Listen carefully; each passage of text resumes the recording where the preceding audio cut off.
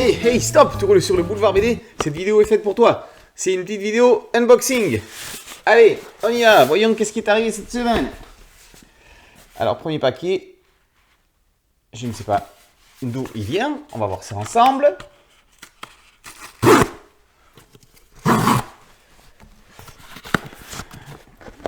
Qu'est-ce que c'est donc? Bulle de tendresse. Ça me fait penser à un album que j'ai chroniqué il n'y a pas très longtemps qui s'appelait Bulligator. Et là, c'est des petits moments de poésie. La couverture donne le ton. Nous cherchons quelqu'un d'un peu plus crédible, dit un cheval et une licorne. Au dos, je ressens une forte connexion entre nous. Ça a l'air très très mignon. Bulle de tendresse, c'est chez Hachette. Ensuite,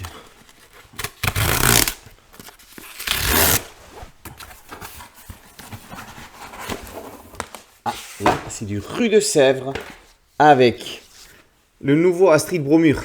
Excellente série de Fabrice Parme, un des meilleurs dessinateurs du moment et qui n'a pas le succès escompté. Astrid Bromure. Comment filouter les lutins. C'est une petite fille riche et donc qui s'occupe comme elle peut et c'est hilarant. Et il y a aussi un sublime album, si je vous dis Jean-Baptiste Andréae, forcément, le dessin, c'est somptueux. Fabien Fellman est au scénario. C'est pour la cuisine des ogres.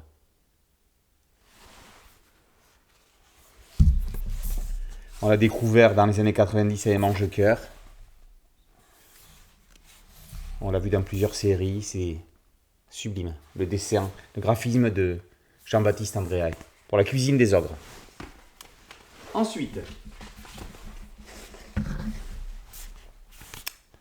alors celui-ci, je ne sais pas d'où il vient non plus.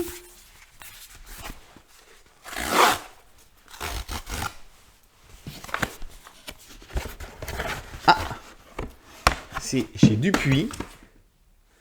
La baie des cochons, c'est le prochain album de Spirou. Il sort dans quelques jours, c'est une exclusivité.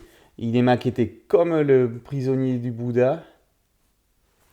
C'est dans une nouvelle collection, les aventures de Spirou Fantasio classique. Et d'ailleurs, je vois au dos là, vous voyez, vous pouvez comparer avec la couverture du prisonnier du Bouddha, la baie des cochons, c'est vraiment dans l'esprit. C'est un mix même entre la couverture de Z comme Zorglub et le prisonnier du Bouddha. Hein. Et comme par hasard, c'est une histoire qui se passe entre les deux. Et je vois que dans cette collection, ils ont intégré Spirou chez les Soviets, qui était paru hors collection là, de Tarin et Neidhart.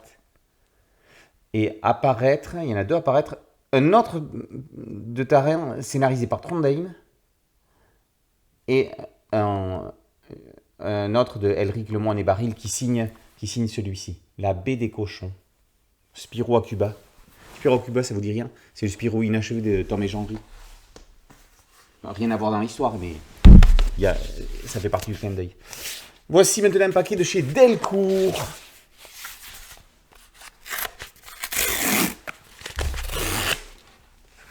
Alors, qu'est-ce qu'on a? On a deux albums. Et tiens, on parlait de Trondheim. Le voilà avec Sfar et Hot Pico pour le Donjon Monster. Et là, on est chez Soleil avec le nouvel album de Clark. Clark aussi, chaque album, c'est chaque fois une découverte. Chaque fois, il se remet en question. C'est l'auteur de Mélusine. Alors donc, quand on pense que c'est l'auteur de Mélusine qui a fait ça, il est dans sa veine réaliste.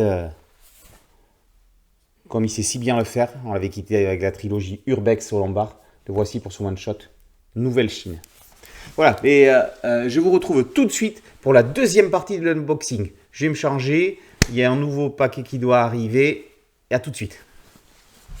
On commence par ceci. Non.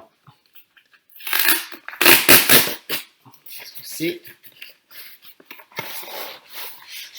Ah, ça vient du nouvel éditeur Oxymore, dont on a chroniqué l'excellent West Fantasy il n'y a pas très longtemps. Voici Au Chant des Grenouilles, par Canepa, Allard et Sacré, une série concept jeunesse.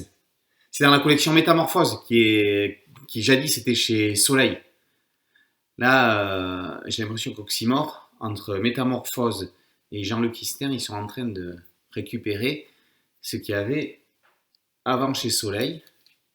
La collection Métamorphose, une collection un peu gothique, un peu fantastique. Et là c'est un album vraiment, vraiment magnifique. Une bande dessinée animalière.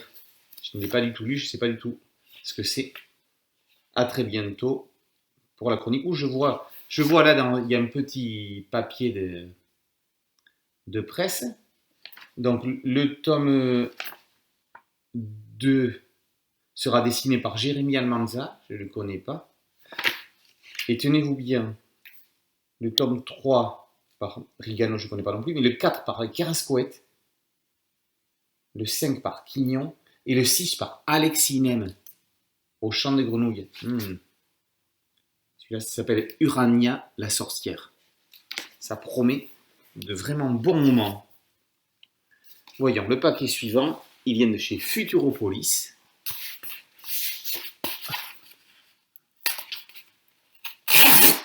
Alors, qu'est-ce qu'on a chez Futuropolis?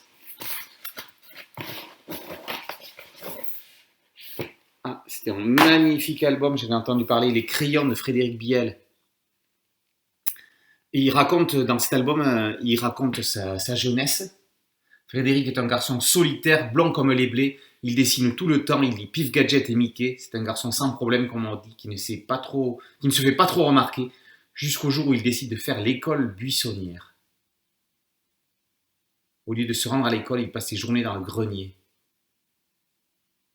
Plus qu'un récit autobiographique, Frédéric Biel livre ici une œuvre intime magnifique. Déjà, son album précédent était un hommage à Tintin au Tibet, c'était magnifique. Et là, il nous plonge dans ses souvenirs d'enfance, qui sont un peu ceux de tous les gens de sa génération. Dans un album gris avec quelques teintes de couleurs, regardez. Il y a du Pif Gadget, il y a de l'Astérix, il y a du Club des 5. Ça promet d'être une vraie petite Madeleine de Proust, ce livre, Les Crayons de Frédéric Biel. Là, on a un petit format. Je ne sais pas de chez qui il vient. Ah, c'est Vega Dupuis, avec le tome 3 de The World is Dancing. Une des plus belles séries manga du moment, très contemplative, sur la création du théâtre non.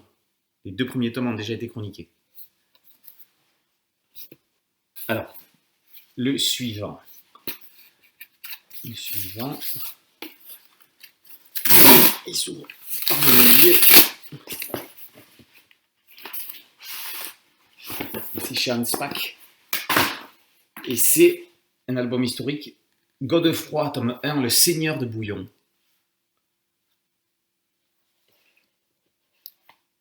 Scénarisé par Rudy Niel, celui qui a fait le dernier scénario pour Will. Alors, on est dans de l'historique classique là.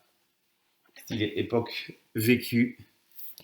Godefroy, Le Seigneur de Bouillon. Mais voici pour cette semaine, pour les petites nouveautés, très bientôt chroniquées. Mais en attendant, vous pouvez retrouver des dizaines et des dizaines de chroniques en version écrite, en version audio et en version vidéo.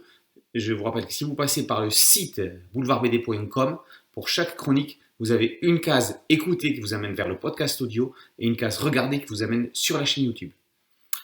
Que demander de plus? Un peu plus d'interviews, je sais, j'aimerais bien en faire un peu plus et être plus à jour sur les news, mais j'ai qu'un cerveau et 2 mains et j'ai du mal à tout faire. Bon, je vous remercie en tout cas à tous d'être déjà abonnés et je vous remercie d'en faire part autour de vous pour qu'il y ait un maximum de gens qui s'abonnent. Là, on vient de passer les 1400 abonnés sur la chaîne YouTube. On est vraiment sur une bonne lancée. Pour que ça dure. À très bientôt sur Boulevard BD. Ciao.